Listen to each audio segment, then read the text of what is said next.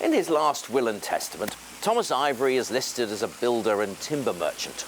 Well, that is how he started his working life. But at the time of his death in 1779, there's no doubt that Mr. Ivory, designer of such beautiful buildings as the Assembly House, was undoubtedly one of the most pre-eminent Georgian architects of the 18th century. Little is known of Thomas Ivory's early life except that he was born in 1709. Where he served his apprenticeships is unclear. Indeed, in my research, I've not even been able to find a painting of the great man.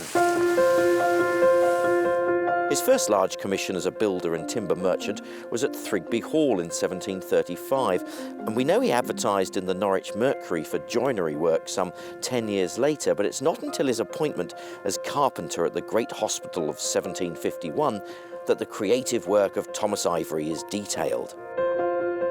He leased some land on the forecourt of the Great Hospital, and here he erected a house at a cost of around £1,000, that's around £90,000 today, moving in with his wife Hannah and 3 children some 5 years later. His success is reflected in the stature of the house, grand both outside and in. His role was much more significant than the title of carpenter suggests, in fact being more an estate manager and architect.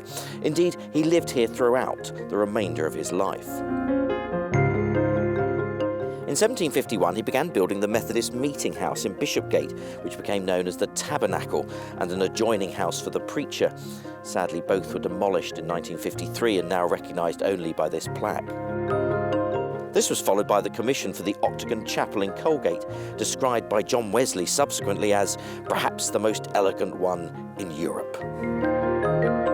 In the same year, 1754, he commenced work on the transformation of the former College of St Mary in the Fields into the Assembly House, with interior work by Sir James Burrows.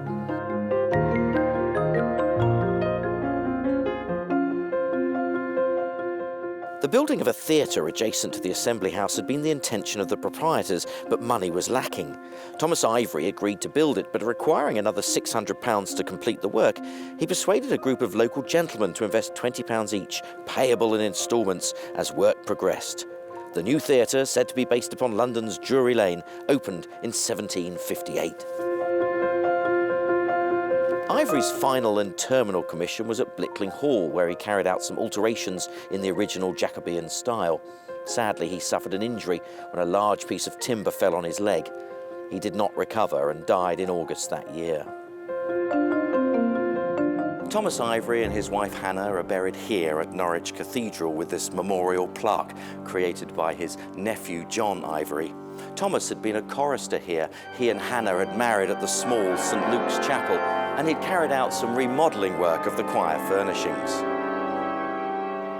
So what is the legacy of Thomas Ivory? Well, without doubt, it's his buildings. The Assembly House, the Octagon Chapel here, St Helen's House at the Great Hospital. The buildings are his legacy for all of us Norwich citizens to enjoy the elegance and the grandeur of his age.